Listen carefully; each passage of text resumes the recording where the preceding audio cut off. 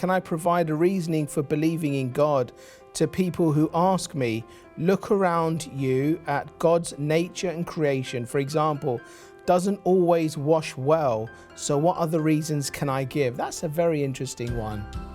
How would you explain God to a new believer, Grady?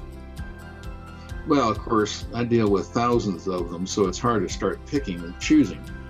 However, we can do it in any way you choose to do it. We can do it logically. For instance, when you see a chair, you know there's a chair maker. When you see a building, you know there was an architect, a building contractor, and of course in these days, a building inspector. And so by simple cause and effect reasoning, we can prove that God exists. And we can argue back to the attributes of God using cause and effect reasoning. So for instance, I know that God loves. Now why? Because I love. And he cannot put within me something he does not have or cannot do.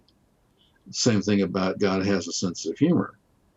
So he is the source of all things. That's simple logic, cause and effect reasoning. Now, again, biologically, statistically, mathematically, we can prove the God's existence. And of course, we can take a look at the historical aspects. One of the things I love to do for Sunday schools is point out that we can prove, and of course it's from the Bible, I admit, but there are dates in the Bible that God put there for a reason. When you read a date, it's not there casually.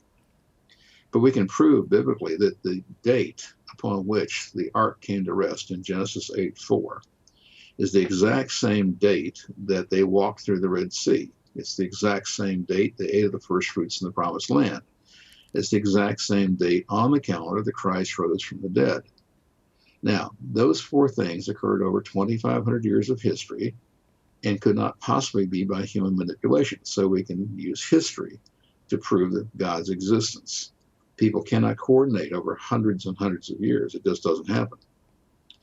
So again, from a standpoint of science, you can't have a law like the law of gravity without a lawgiver.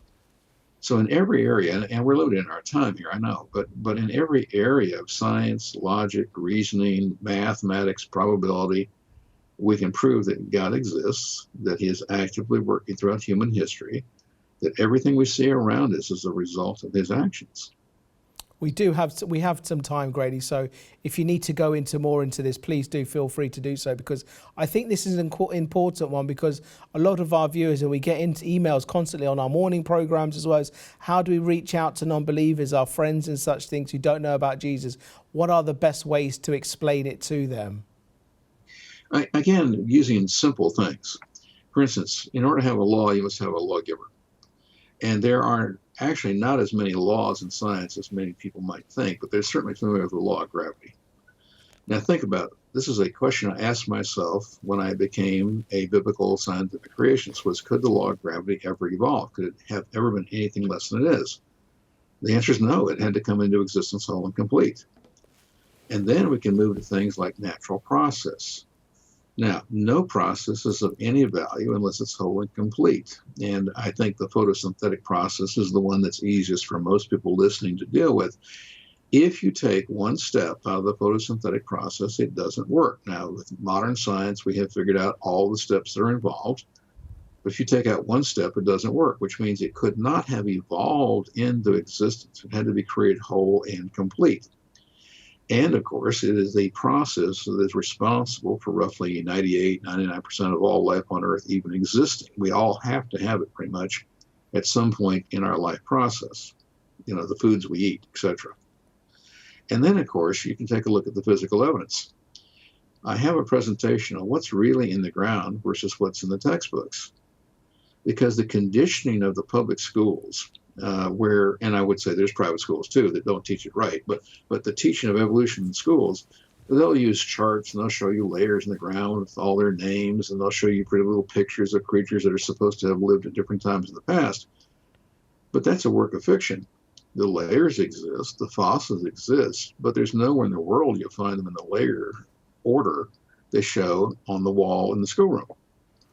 They don't talk about the upside down layers, the missing layers, the polystrate fossils, of the fact that we have found soft tissue fossils, in some cases as much as supposedly 500 million years old.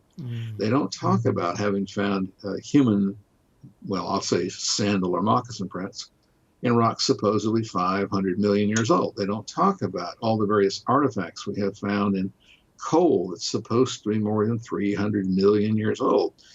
They don't talk about the things that prove them wrong. They only talk about things that they can convince you to believe they're right. And so it's a matter of you have not been exposed to the things that contradict evolution. You've only been exposed to things that supposedly, with the right storytelling around it, makes you think that they're right.